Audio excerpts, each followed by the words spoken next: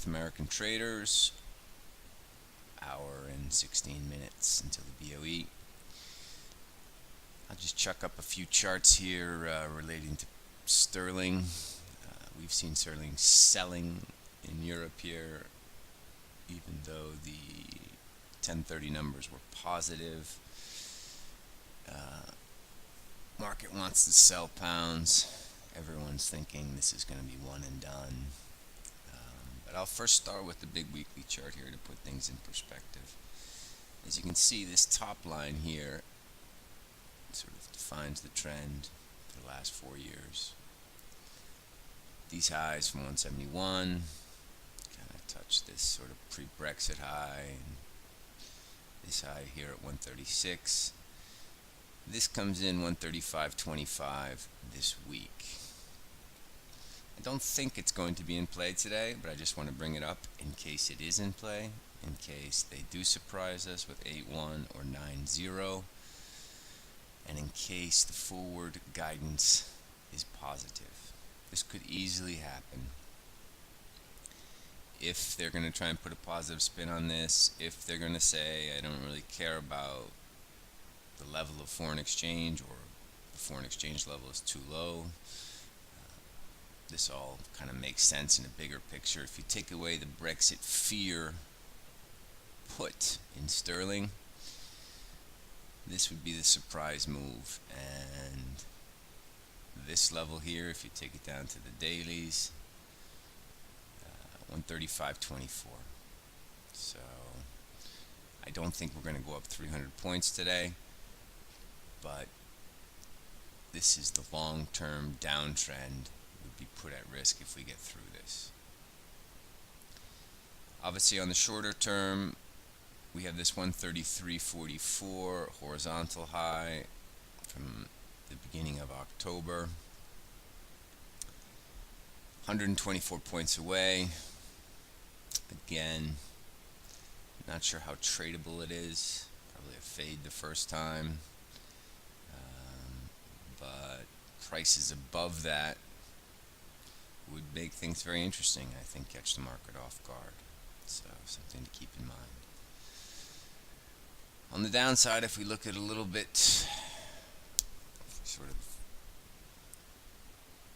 make this sort of a shorter term daily chart, you can see there's plenty of room here to move down within the range, and whether it goes down or it goes up, I feel is based around the vote.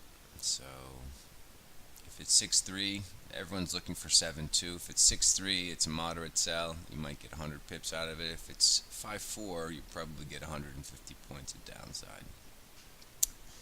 And then, of course, you have to wait to see what our old hockey player, pal Carney, has to say. On the same token, if it's 8-1, I think you get a knee-jerk 60, 70 points higher. And if it's 9-0, you probably get 100 points higher. This will catch the market wrong-footed. Everyone in Europe that I speak to, and most of all of the stuff that I've read, is for this sort of one and done, or why are they hiking kind of mentality. They're screwing themselves. So if he's hawkish, or if it's 9-0, you might get a bit of bang for your buck on the top side. You might also have to be patient, because there will be sellers. But if those sellers sell and it doesn't go lower, then they have to buy them back. This is the kind of time where moves can get extended. Let's flip over to the Euro Sterling. We talked about this morning. This bar here yesterday smacks of a range low. Through 83 was a bit messy this morning, but if you had a 15-point stop, or if you had a 20-point stop, you survived it. And this is on track for sort of a standard reversal on the dailies, and the next resistance is 88.60. Sterling yen mildly lower, about 30 basis point, about 30 pips from the open. It's been kind of more subdued because dollar yen has kind of trickled higher as sterling has gone lower. Again, for now on the dailies, this looks like a possible reversal.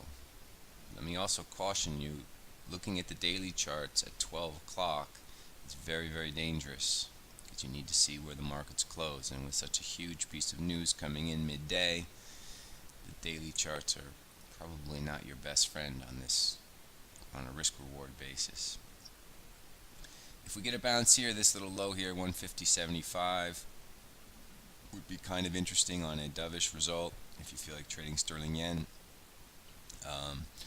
And of course the whole thing on the bullish side blows up 151.94.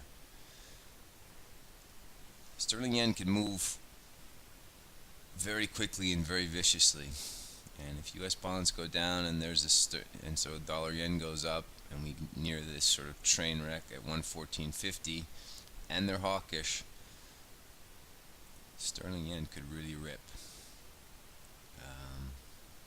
So keep in mind these levels in sterling yen. But just to reiterate, we're basically going to be trading around the vote to begin with.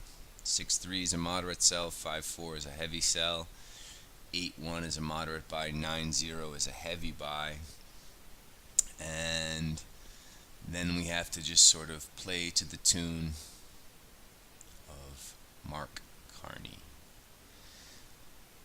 Other charts of interest, S&P's put in a crazy bearish setup here. Gravestone doji here at the bottom. Made new lows for really no apparent reason.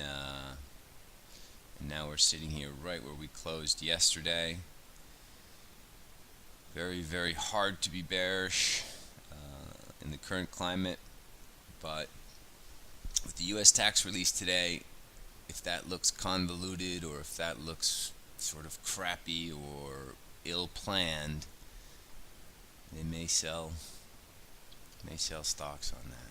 So we'll keep an eye on that release, which is going to start 9 a.m. Eastern time according to the press, and see how that goes.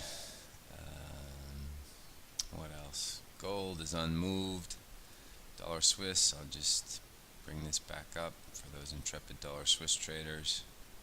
Classic double top at 10040.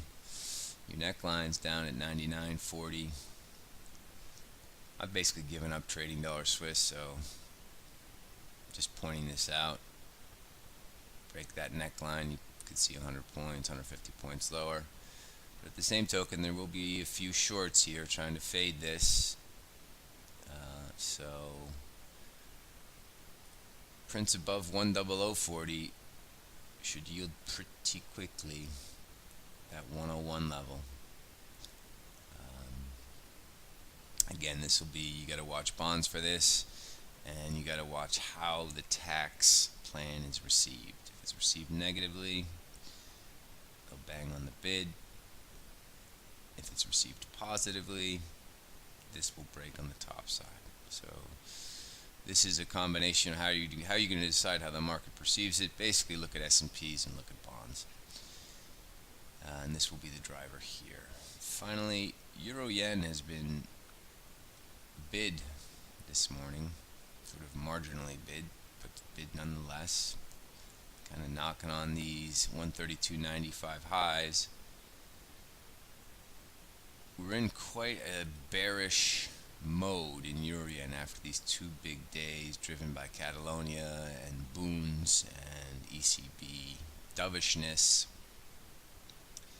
Even though it makes absolutely no sense, 134.50 in Euro Yen will be very, very making no sense. Like, I don't know how we're going to get up there. If we do get up there, it's 160 points away, so not too worried about it now, but you should keep it in the back of your mind. There will be a heck of a lot of pain above 134.50 now. Alright, that's it. It's mainly sterling today. Keep your eyes on the headlines, and let's see what Carney has to say. Good luck, everyone. Talk to you soon. Ciao.